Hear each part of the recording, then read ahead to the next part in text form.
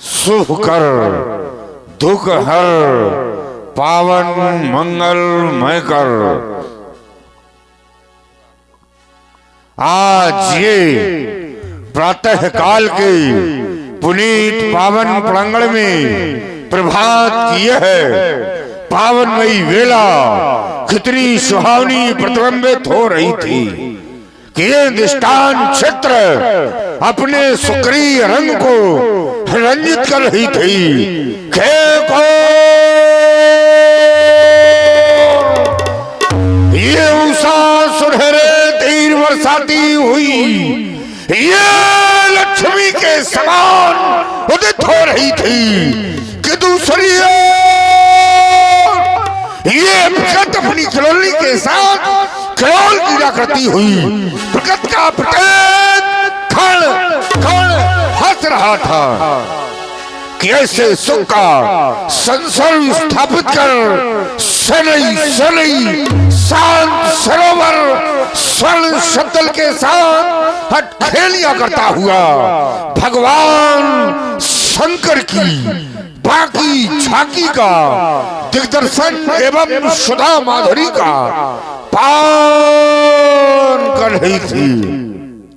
इतना ही नहीं इस सखल वसुंधरा पर मेरी गीता का महान गान कर रही थी कि समाधि भंग हो गई। ये किसने मेरी हृदय वीणा के तार तार को छिन्न भिन्न कर डाला। बोलो बोलो कैलाशपति पलंकर, बोलो बोलो कैलाशपति पलंकर। ये होता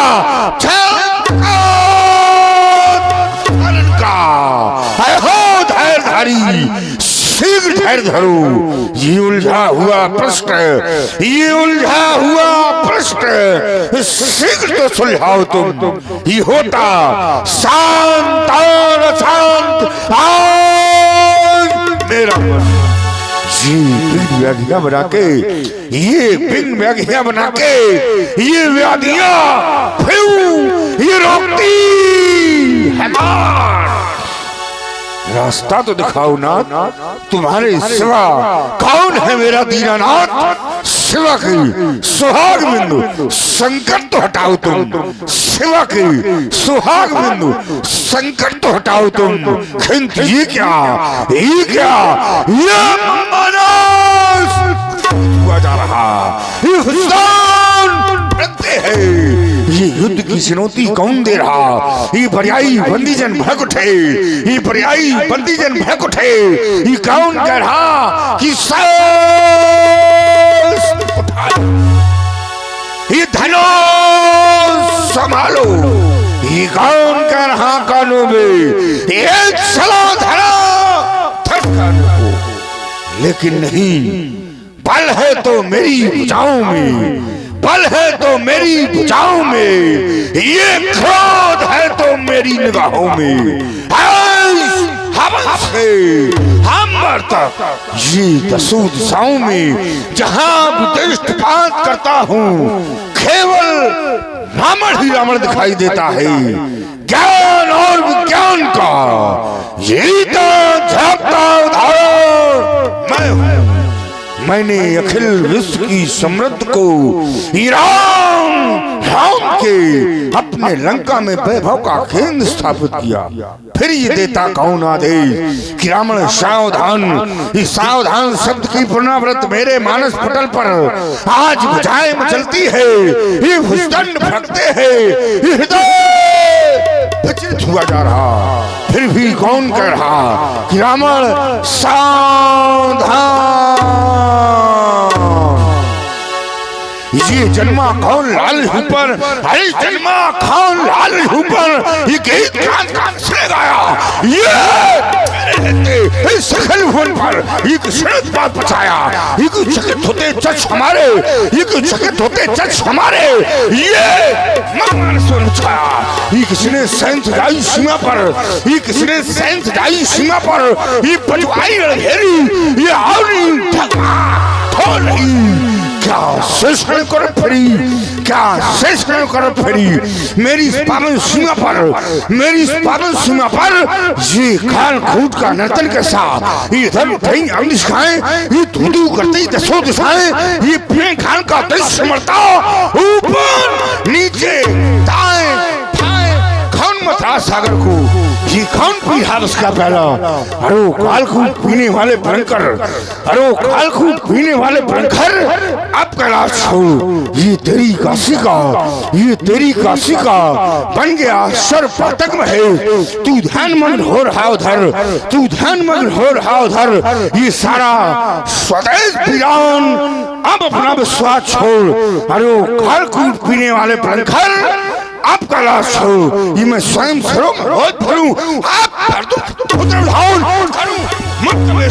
बोले कर दो शक्ति प्रदान, बोले तुम केवल मेरे साथ रहो, मैं सबको पाठ पढ़ा दूंगा। अरे भगवान कहने वाले को भूतल पर नाचवा दूंगा।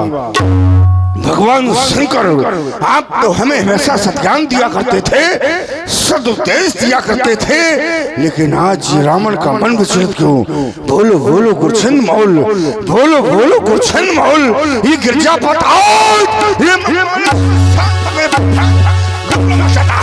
होता वो ही धैर्य पर पाता मात्र ही ये सारा सोल सचित कल्याण। भगवान शंकर यदि आप ज्ञात नहीं करा सकते तो फिर रावण स्वयं अपनी योग विद्या के द्वारा ज्ञात कर लेगा कि आज प्रकृति में परिवर्तन कैसा। ओम नमः शिवाय, ओम सस्तीखराय नमः। ज्ञात हो गया मिथिला में रखा जन्मा आज को, आज अंतिम दर्शनाथ को पुकार रहा, किंतु ये क्या मैं देख रहा हूँ कि इस धराधाम पर उस मायापथ का आगमन, ये तो उसका आगमन तो केवल मेरे कारण, यदि मेरे कारण तो फिर उसके लिए मेरी घोषणा है। घोषणा क्या कि भगाया क्षीर सागर से, भगाया क्षीर सागर से, ये आवाज से भगाऊंगा ये बड़ी शान की दुल्हन, तो फिर लंका में बुलवाऊंगा। अरे जिसने ताड़का को मारा, अरे जिसने ताड़का को मारा, ब्राह्मण से बैर बढ़ाया, अरे ठहर चला नादान, मैं तेरा रंग देखूंगा, तुझसे मिलने के बहाने धनुष रंग देखूंगा। मैं मिथिला को प्रस्थान कर रहा हूँ। एक बार सभी लोग प्रेम से बोले, बोलो भगवान शंकर की। अली जी अभी आपने दशानन जी का सुंदर दरबार देखा, अली जी यहाँ से नमः शिवाय, नागेंद्र हराय, त्रिलोचनाय, भस्मांगरागाय, महेश्वराय, नित्याय शुद्धाय, दिगंबराय, तस्मै नकाराय, ओम नमः शिवाय। भोलेनाथ आपका मनमानस में ध्यान कर रहा था, ये अचानक मेरे मन में उथल पुथल, न जाने कौन कान कोल्हों में कह रहा, सावधान सावधान सावधान। ऐसा कभी नहीं हुआ, आज तक कभी भी ऐसा नहीं हुआ। फिर ये मेरा मन पर्यायी उस मृत्युलोक की ओर क्यों अग्रसर हो रहा? बार बार कोई कहता मन में कि तुम्हें मृत्युलोक की ओर जाना होगा, नहीं, अचानक से क्यों मुझे ऐसी प्रतीत होने लगी? कौन है जो मेरे अंतस को अपनी ओर आकर्षित कर रहा है, मानो मुझे आदेशित करता, नहीं बाण अब बदलो विचार, कुछ करके है दिखलाना, छोड़ो अपना सिद्धासन, छोड़ो अपना सिद्धासन। युद्ध स्थल को जाना नहीं, कदापि नहीं हो सकता ऐसा। भोलेनाथ अब विदित कराओ, हे भोलेनाथ अब विदित कराओ, ये तूफान उठाया आंधी, पत्ते के समतोल उठी क्यों मेरी अचल समाधि? आखिर मेरी समाधि भंग होने का कारण क्या है? भोलेनाथ मैं आपका ध्यान धारण करके देखूंगा, कौन है जो मेरे हृदय को अपनी ओर आकर्षित कर रहा है। ओम नमः शिवाय, ओम नमः शिवाय, ओम नमः शिवाय, ओम नमः शिवाय। विदित हो गया, विदित हो गया। जन्मी जाकर दिव्य धरा में, ये जन्मी जाकर दिव्य धरा में सीता परम पुनीता, हर्षित होकर नृपति जनक ने रचो स्वयंवर सीता। राजा जनक के द्वारा सीता का स्वयंवर अवश्य ही योगी राज सीरथ ध्वज के द्वारा वह नियम स्थापित करना है इस धरती में। इस स्थल पर वह शक्ति और शक्तिमान का परम मिलन करवाना चाहता है। अगर ऐसी स्थिति है तो फिर इस शुभ अवसर में हमें भी जाना चाहिए। इस शुभ अवसर में संसार के प्रत्येक व्यक्ति को मिथिला के समीप हो जाना चाहिए, क्योंकि इस धराधाम में जिस क्षण भी शक्ति और शक्तिमान का परम मिलन होगा, ये धरती स्वर्ग हो जाएगी। यहाँ से समस्त विकारों की मुक्ति हो जाएगी, हृदय पवित्र हो जाएंगे, ये संसार सुरक्षित हो जाएगा। क्योंकि वो जगदीश्वरी जब जगदीश से मिलेगी तो मिथिला भी धन्य हो जाएगी, धन्य हो जाएगी। देख रहा हूं नभमंडल में ये सजे नाना भांत के विमान इस समय मिथिला की ओर गमन कर रहे हैं, लेकिन ये कौन सा विचित्र विमान दिखाई दे रहा है? ओह, पुष्पक विमान। यह तो राजा रावण के पास है। एक बार कुबेर पर धावा, पुष्पक जान जीत ले आवा। तो क्या लंका अधिपति रावण भी मिथिला की ओर गमन कर रहा है? मैं जानता हूं ये साधारण राजा नहीं है। जिस जगह जाएगा अपने बनाए हुए नियमों का पालन करवाने के लिए ये प्रजा को, वहां के जन समुदाय को पीड़ित कर देगा। मैं जानता हूं तामस स्वभाव का व्यक्ति, तामस स्वभाव का वह रस हमारे जीवन में कभी भी सुरक्षा नहीं दे सकता, हमें शांति नहीं दे सकता। वह हमारे हृदय में ग्लानि उत्पन्न करेगा। तो सावधान है लंकापति, सावधान है लंकापति, मनमारी नहीं होने दूंगा। अपने जीते जी राजा सीरथ ध्वज का अपमान नहीं होने दूंगा। सावधान, तेरा और मेरा मिलन मिथिला की पावन भूमि में होगा। हर हर महादेव, हर हर महादेव, हर हर महादेव।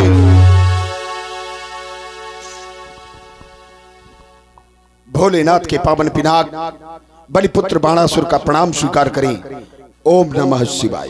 सभा पर बैठे सभी सभासदों एक बार बड़ी जोर से बोलो, बोल शंकर भगवान की। ऐसे नहीं, एहसान थोड़ी ले रहे हैं। भगवान शंकर का नाम नहीं मुंह से निकल रहा है और सोच रहे हो कि हम बहुत कुछ कर लेंगे। जोरदार तालियां होनी चाहिए। जितने लोग बैठे हैं सुस्ती खत्म करो। ऐसे बैठे हैं जैसे मेला में दूर दूर पे दुकानें लगी हो। हाँ, अरे जो वहां बैठे हो काहे सर्दी में हो, आओ इधर बैठो सामने। कम से कम लगना तो चाहिए कि समाज बैठी है। अब विचार करते हो, इतना धन खर्च करते हो, इस मंच को सजाने के लिए इतनी मेहनत करते हो और प्रयास करते हो कि यहाँ एड़ी से चोटी तक का कलाकार आ तो जाएगा, लेकिन बर्दाश्त कौन करेगा? तो आइए सब लोग सुंदर सी समाज बनाते हैं। सावधान, सभा के मध्य किसी के द्वारा कोई भी अगर अव्यवस्था हुई तो वो हमारी ओर से दंडित किया जाएगा।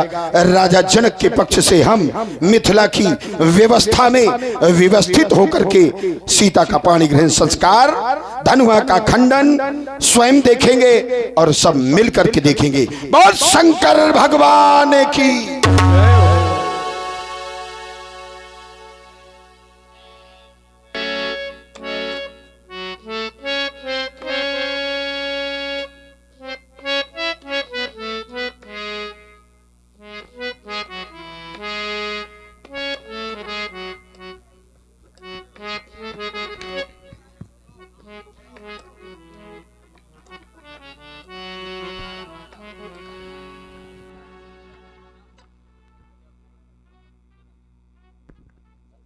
मैं मिथिला में आ गया। मिथिला आज बहुत सजी हुई है। रावण विचार करने लगा कि आज मिथिला तो बहुत अधिक सजी है, क्योंकि भोगा बस जस कुलवासा अमरावत शक निवासा तेस्ते अधिक रम्य अति बंका यज्ञ विख्यात नाम तही लंका। भोगावती से भी सुंदर हमारी लंका है, अमरावती से भी सुंदर हमारी लंका है। लेकिन आज मिथिला की जो मैं सजावट देख रहा हूँ उसके सामने हमारी लंका की सुंदरता भी फीकी दिखाई पड़ रही है। मिथिला राज समाज के अंतर्गत सभी नेपालों ने राजा जनक के प्रण को सुना और उनके प्रण को सुन के सभी नेपाल यहां पर उपस्थित हुए। राजा जनक का प्रण कि जो वीर पुंगो इस धनुष का खंडन कर देगा, उसके साथ राजा जनक अपनी पुत्री सीता का विवाह कर देंगे। रावण विचार करने लगा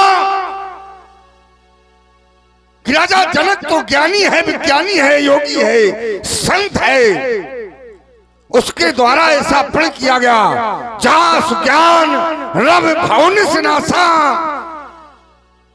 जो अज्ञान रूपी अंधकार को अपने ज्ञान रूपी प्रकाश से दूर कर दे, ऐसा राजा जनक ज्ञान से परिपूर्ण राजा जनक, उसके द्वारा ऐसा प्रण किया गया कि जो वीर पुंगो इस धनुष का खंडन कर देगा, उसके साथ वो अपनी पुत्री सीता का विवाह कर देंगे।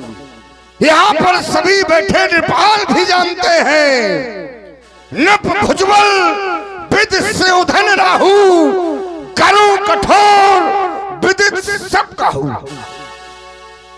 सभी को ये ज्ञात है कि जितने भी यहाँ पर नेपाल राजा भूपाल बैठे हैं, ये चंद्रमा के समान है, और ये जो वीर अजगर है ये राहु के समान है। संसार के लोग सभी जानते हैं कि हमेशा राहु के द्वारा चंद्रमा का आकर्षण किया गया, और राजा जनक का प्रण ऐसा है, जब राहु धनुष है, चंद्रमा राजा है, तो फिर राजा जनक का ये प्रण कैसे पूर्ण होगा? तो राजा जनक ने कार्य विचार के नहीं किया, क्योंकि जो भी कार्य जब विचार के किया जाता है उसमें पछताना नहीं होता है। सिद्धांत भी कहता है कि बिना विचारे जो करे सो पाछे पछताए। राजा जनक के द्वारा ये कार्य विचार के नहीं किया गया। तो हमारा कहना है, क्यों कीजे ऐसा जतन जासे काज न होए, पर्वत पर खोदे कुआं केहविद निकरे तो। क्यों ऐसा कार्य करे? यदि वो पर्वत पर कुआं खोदेगा तो उसमें क्या जल निकलेगा? राजा जनक के द्वारा बिल्कुल उसी तरीके से प्रण किया गया है। हमारे इस अनसुलझे हुए प्रश्न को मिथिला राज समाज के अंतर्गत जब तक कोई सुलझा नहीं देता है, तब तक राजा जनक के प्रण का ही रावण विरोध करता है। बड़ी अच्छी चर्चाएं लगी और शायद सबको अच्छी लगी होंगी, क्योंकि इनकी बातें हर आदमी को अच्छी नहीं लगती। कुछ लोग हैं जिन्हें अच्छी लगती है। चलिए, इन्होंने कहा है कि राजा जनक ने ये काम विचार करके नहीं किया, लेकिन इनकी बात का उत्तर देने से पहले सन्मुख होना बहुत जरूरी है। कंचन नगरी सम्राट वेदाध्यायी कुलभूषण विश्वेश सर्वानंदन जय जय भोलेनाथ की। स्वर्ण नगरी के राजकुमार बलपुत्र बाणासुर जय जय श्री शंकर भगवान की। जिस समय मैंने आपकी बात को सुना तो हृदय में बड़ी खुशी हुई कि जब किसी कार्य की पूर्ति या किसी कार्य की सफलता असफलता का विचार रावण जैसे ज्ञानी के द्वारा किया जाए, उस कार्य में तो बड़ी भलाई होनी चाहिए। उसके उपलक्ष्य में जो आपकी बात रही, तो आपने कहा राजा जनक ने विचार करके प्रण नहीं किया है, और अगर विचार करके नहीं किया है तो बिना विचारे जो करे सो पाछे पछ। तब तक के लिए ये काम समाप्त कर दिया जाए, क्योंकि ये कार्य करने योग्य अच्छी बात है। जब बिना विचारे किया गया है तो पछताना राजा जनक को पड़ेगा। इधर आप धनुष के खंडन को रोक करके भी वही कर रहे हो जो बाद में होना, तो फिर विरोध करने की आवश्यकता नहीं है। ये आप जैसे पंडित के द्वारा निश्चित कर दिया गया है कि राजा जनक ने धनुष का खंडन जो निश्चित किया है वो समय अनुसार नहीं है, विपरीत है। अगर ये आपने जान लिया है तो आपके विरोध करने का हेतु तो आप ही से जुड़ जाता है ना। भाई आप धनुष के खंडन में विरोध कर दे तो आप करो ही नहीं, क्योंकि वो काम तो पहले हो रहा है, तो आपने देख लिया ना। और जैसे विचार करके राजा रावण जैसा ज्ञानी देख ले, नक्षत्र कुल घड़ी आदि इनका सबसे ज्यादा बोध तो तुम्ही को है, और अगर रावण को है तो फिर विरोध करने की आवश्यकता नहीं है। जब व्यक्ति को हेतु मिल जाए, हेतु ज्ञान उपलब्धि कारणम, जब व्यक्ति को हेतु मिल जाए तो वहां पर विरोध को समाप्त कर देना चाहिए। इसलिए राजन, आपने जो मन में सोचा है, अगर राजा का विचार अनिश्चित है या विचार अच्छा नहीं है या सोच करके ये कार्य निर्धारित नहीं किया, उसका पश्चाताप राजा को स्वयं भोगना पड़ेगा। ये बिटिया का विवाह है, इसमें आप बाधक बनकर के समाज में अपने लिए अपयश को प्राप्त न करें। तो हमारी तरफ से आपसे यही एक निवेदन रह सकता है। हमारे साथ हमेशा अपयश रहते हैं, जैसे हमें अपयश की आवश्यकता नहीं, हम तो अपयश हैं ही। लेकिन जहां हमने घोषणा की है, जहां हमने बिंदु रखा है, शायद है कि आपके द्वारा उसको छूने को तो दूर रहा, देखा तक नहीं है। हमारी ये घोषणा थोड़ा है कि धनुष न टूटे, पुत्री का विवाह ना हो, ऐसा नहीं है। हमारे शब्दों को आप केवल सुनो और उस पर प्रकाश डालो। हमने सीधा सीधा ये कह दिया है कि राजा जब जनक ज्ञानी है, विज्ञानी है, योगी है, संत है, यदि रावण अत्याचार करे, पाप करे, अधर्म करे, तब तो चलो ठीक है। और जब ये विज्ञानियों और ज्ञानियों के द्वारा ऐसा कार्य किया जा रहा है, तब रावण विचार करने लगा कि एक तरफ तो माला फेर रहे, एक तरफ तो तिलक लगाए, लेकिन इनके कार्य बिल्कुल अनुचित है, क्योंकि सिद्धांत यही कहता है। क्या सिद्धांत हमने गलत पढ़ा कि कोई भी कार्य करने से पहले व्यक्ति को विचार कर लेना चाहिए कि मैं जो ये कार्य करने जा रहा हूँ, क्या इसमें हमको सफलता मिलेगी कि नहीं मिलेगी। यहाँ पर तो सीधे सीधे राज समाज में सभी लोग जानते हैं। हमने कहा था कि ये धनुष राहु है, राजा चंद्रमा है, तो क्या चंद्रमा के द्वारा राहु का ग्रसण किया जा सकता है? विचार करने वाली बात है। क्या चंद्रमा के द्वारा राहु का ग्रसण किया जा सकता है? और ये धनुष राहु है, फिर भी राजा जनक के द्वारा जान के भी ऐसा प्रण किया गया। चलिए, तो राजा जनक ने विचार नहीं किया, तभी तो हमने कहा। चलिए, हमने आपका बिंदु सुन लिया। क्यों कीजे ऐसा जतन, हाँ, जासे काज न होए, और पर्वत पे खोदे कुआं के विद निकले। तो सही, पर्वत पे कुआं खोदोगे तो फिर जल कहाँ से निकलेगा?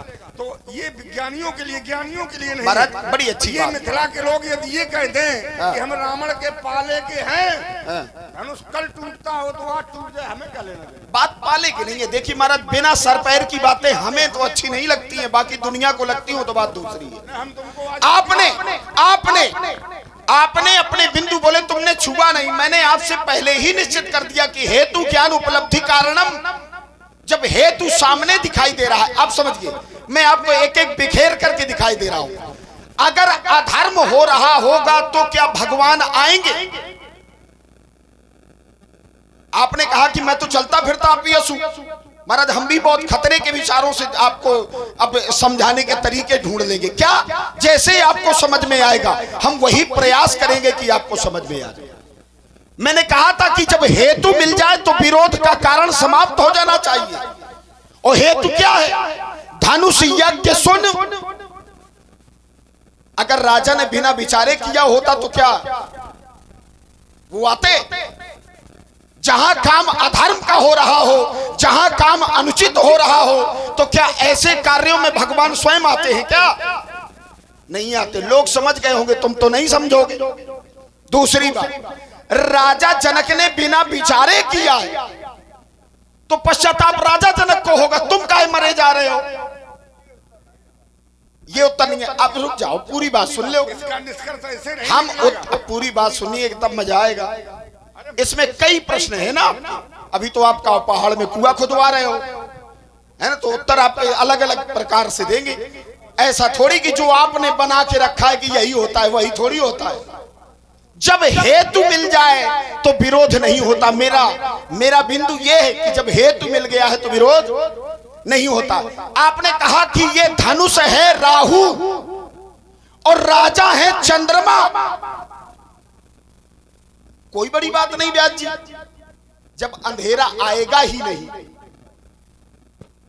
जब अंधेरा आएगा ही नहीं तो ये राहु का कर लेगा चंद्रमा का, क्योंकि ग्रसहि राहु निस्संदेह।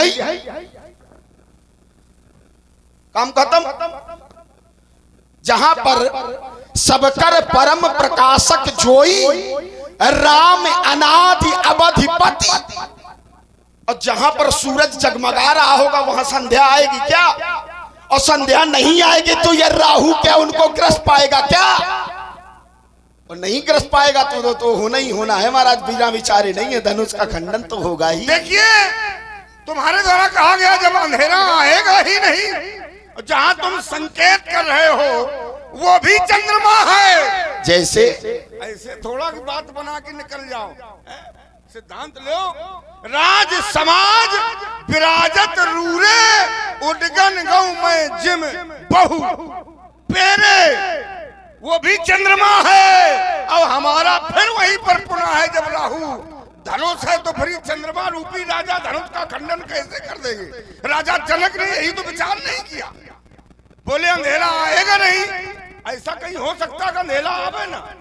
ये प्रकृति के नियम को भी तुम तोड़ दोगे, प्रकृति के नियमावली को भी क्या तोड़ दोगे?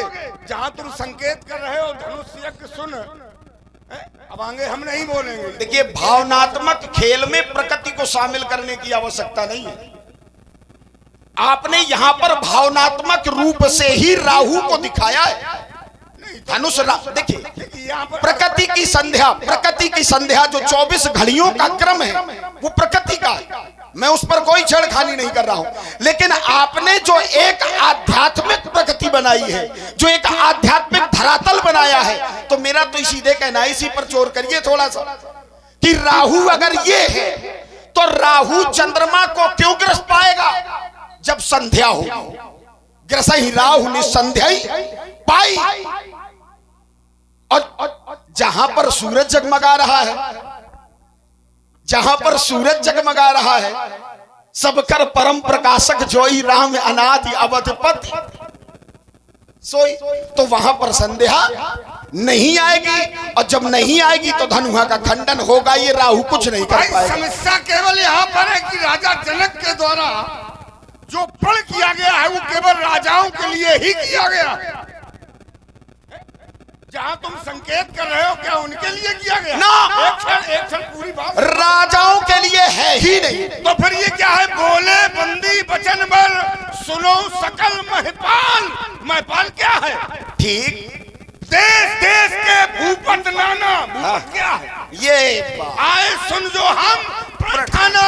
ये भूपत और महपाल क्या और कोई है कि संत है कि ऋषि है कि महात्मा? बिल्कुल बिल्कुल, ये राजे तो है। बिल्कुल। तो फिर ये घोषणा किसके लिए? ले लो। आज तक तो मैं दिया ही ना होगा किसी ने, मैं दे के दे। अरे हमें जाने कितने मिले तुम्हारे जैसे। बंदी जन को राजा जनक ने क्या कहा? जाई कहो पनमोर, जाकर के मेरा प्रण कहो।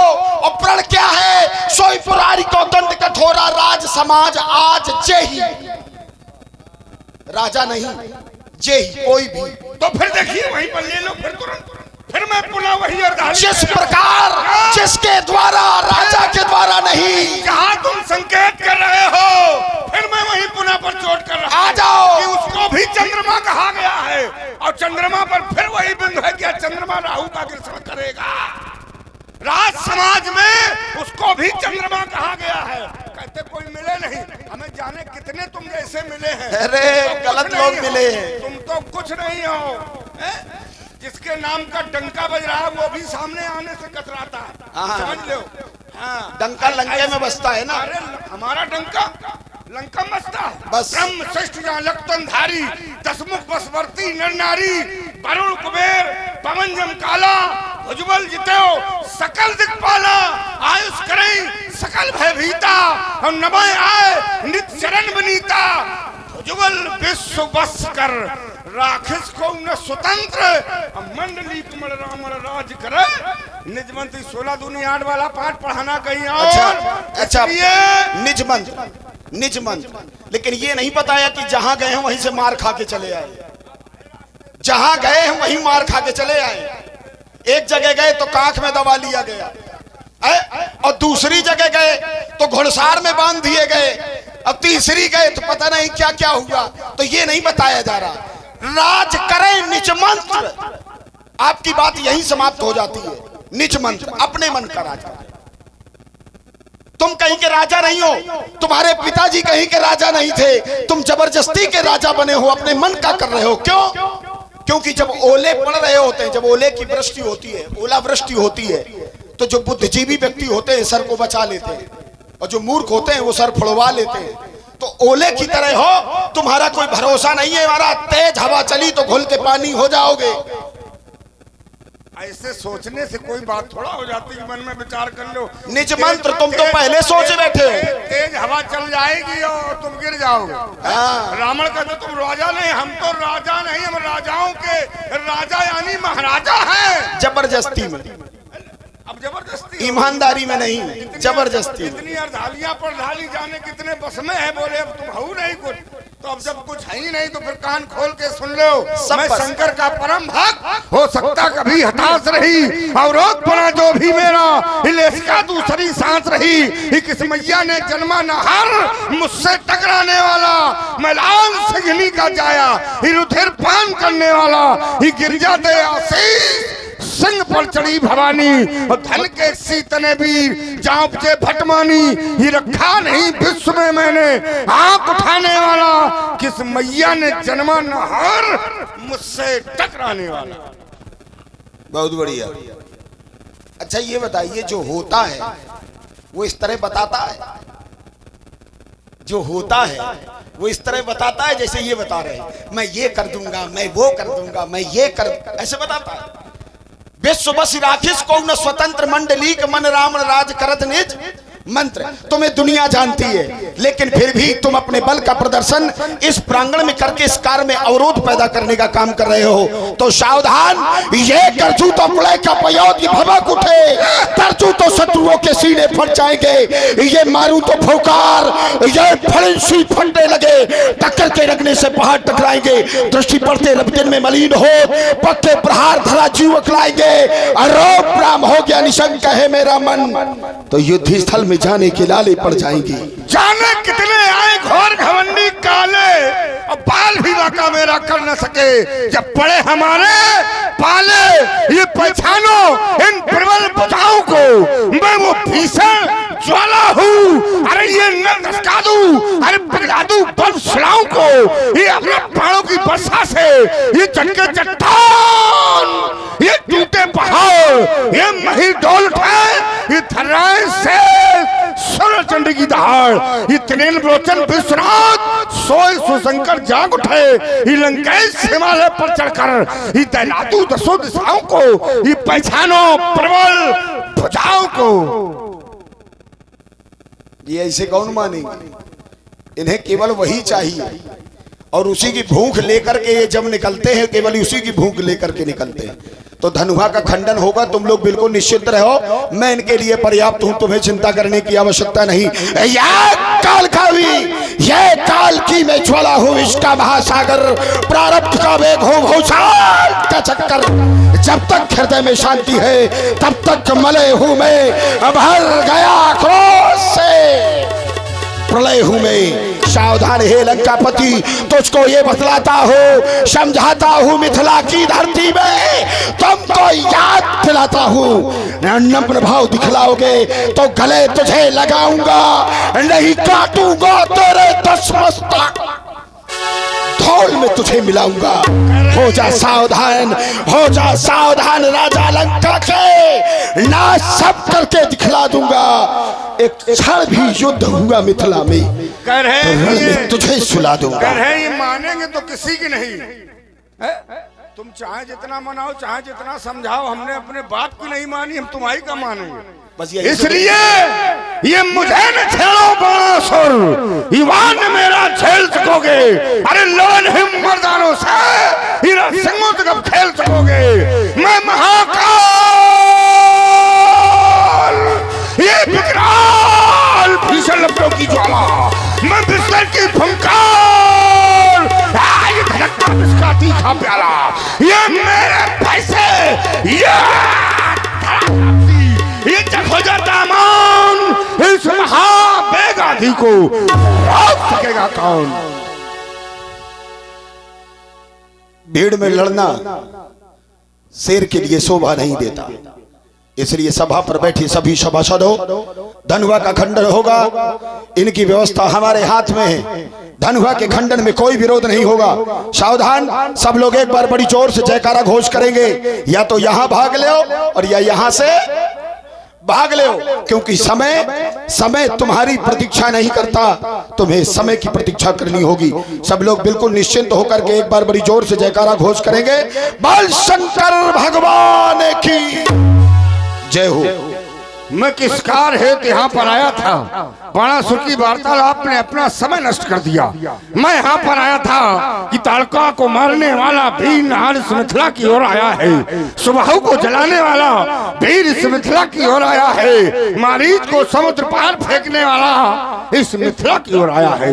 रावण को चुनौती देने वाला ये कौन है? क्योंकि रावण को चुनौती देने वाला कोई नहीं, क्योंकि रणमद मत फिरे जगधावा, प्रतिभट खोजत कतौ न पावा। लेकिन आज इस रावण को चुनौती दे दी है, वो यहाँ पर दिखाई नहीं पड़ रहा है। तो यहाँ के सेवकों, उस तक हमारी सूचना पहुंचा देना, उसका और हमारा मिलन अब सीधे रणभूमि में होगा। तो एक बार सभी लोग प्रेम से बोले, बोलो भगवान शंकर की जय हो।